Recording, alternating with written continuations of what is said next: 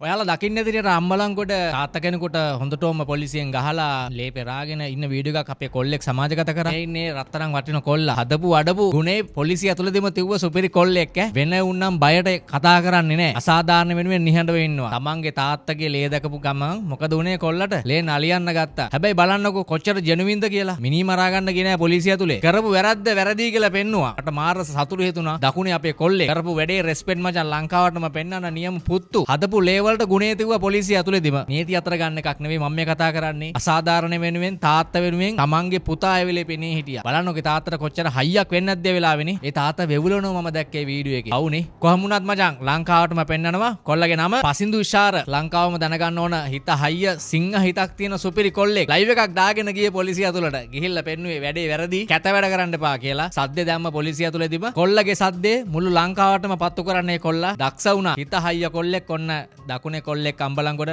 ලංකාවටම පෙන්නනවා. ෂෙයා කළා ලංකාවටම පෙන්නන අනිත් පුතුන්ටත් දැනෙන්න දුවලටත් දැනෙන්න තමන්ගේ අම්මට තාත්තට කරදරයක් වුණාම කොහොමද පෙනී ඉන්න ඕනේ කොහොමද කටයුතු කරන්න ඕනේ කියලා ලංකාවටම පෙන්නපු ආදරණීය පුත්‍රයව මම මේ වීඩියෝ එකෙන් පෙන්නනවා. ආදරේ මචං රෙස්පෙක්ට් කරනවා. අසාධාරණ වෙනුවෙන් කොතන වුණත් පෙනී ඉන්න ඕනේ වගේ හයිය හිතට කෙම්ම කරු ගන්නවා. අපි පොලිස්පතිතුමාට කියමු මේ කොල්ල වෙනුවෙන් අර තාත්තට සාධාරණ ඉෂ්ට කරලා දෙන්න කියලා. තමන්ගේ දරුවෙක් තමන්ගේ තාත්තගේ ලේ දකින්නවා කියන්නේ ඉවසන්න පුළුවන් සීමාව කොච්චරද කියලා මට නම් හිතා ගන්න බෑ. නමුත් මෙතන සාධාරණයක් වෙන්න ඕනේ මේ කොල්ලට. ඒක නිසා අපි බලමු ශ්‍රී ලංකන් පොලිස් දෙපාර්තමේන්තුවෙන් මේකට ගන්න තීන්දුව తీරන කොහොමද කියලා. ඊට වටනවා නම් ජයකල ලංකාවටම මේ අපේ වීරයව පෙන්වන්න ඉල්ලීමක් කරනවා. ජය වේවා. මම ඔන්ලයින් වැඩින් කෞශල් වටනවා නම් මාත් ෆලෝ කරන යන්න. ආදරේ.